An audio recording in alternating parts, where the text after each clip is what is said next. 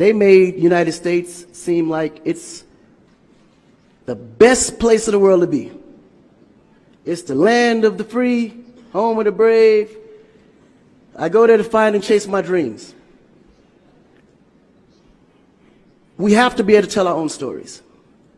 Directors, filmmakers, entertainers, it's going to be clearly, and the press, it's going to be your job to redefine how people think about Africa.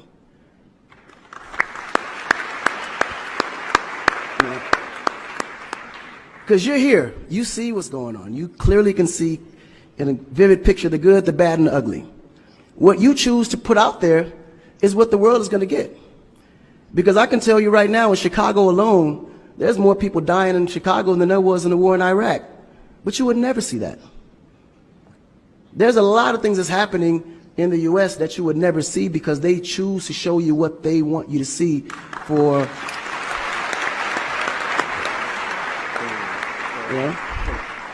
It's about country integrity. You have a certain reputation you have to keep. No one puts their family business out into the street. One of the problems we have in Africa is that when something happens, the press is quick to put out negative energy and quick to put out a negative story. And then that story goes on to internet, and other broadcasting systems take it and they post it. So when you look at places like Kenya, for instance, that I know of, maybe what, 2 terrorist attacks? But it was everywhere. So now people was afraid to go to Kenya because somebody shot up the mall. But then when you look online, there was over 25,000 attacks in the US, but you only knew about maybe 5 or 6. So we have to really rebrand. And then when you look at how the world perceives Africa, they're right. You know, you see zebras, lions, tigers, bears.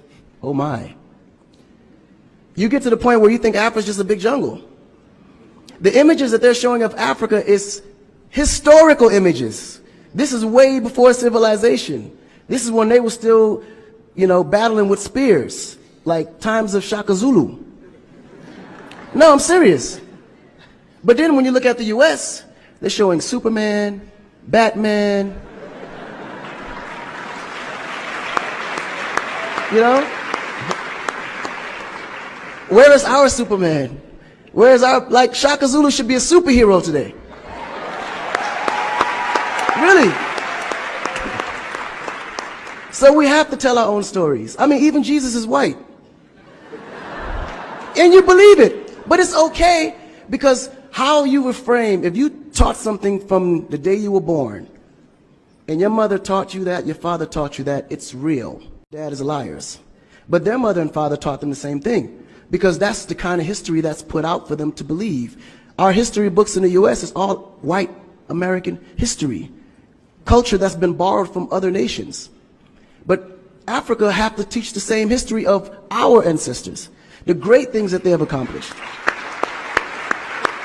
You know? And it's going to be the jobs of directors like yourself, filmmakers like yourself, to narrate that story. How do we want to be perceived? How do we want that story to be narrated to the rest of the world? This younger generation, we kind of figured it out. Because now, when you look at hip-hop in America, every rapper is rich. Gold chains, Bentleys, nice girls by the pool with bathing suits in this big mansion. And then, when the video's over, they get on their phone and call an Uber. They don't even come in the Bentley that you just saw in the TV. But you go to Nigeria, we got Wizkid, Davido, P-Square, all these guys driving a Bentley, Mercedes. They actually own those cars. That's the difference. But if we don't translate that, they will never know. They think we're going to leave the shoot and go home on a horse or a zebra. Because that's what they know. This is why African Americans are so afraid of Africa. You mention Africa, they start shaking. There's so much fear. They don't know how to translate that. It was just recent that people are now saying, yeah, man, you know what? I rock with Africans, man. You know what I'm saying? I want to do some collaborations, man. Yo, man, I need an Afrobeat remix, you know what I'm saying? But before, they be like, man, I don't know that dude. I'm not putting him on my record. So the younger generation is slowly understanding how you have to rebrand the culture, because the culture has adapted. They've actually took everything that we've created and made it look better. They made a superstar look like a superstar. When I look on TV and I see our biggest entertainers, they don't look like stars. That's why you can't really respect the entertainer. If a politician saw a singer, he'd just be like, oh, he's just a local singer. But if he go to that local singer's performance, he may sell out the stadium because he has a huge influence, but the image is not there. So we have to take the image as a huge accountability for ourselves and realize that Africa really does have a reputation.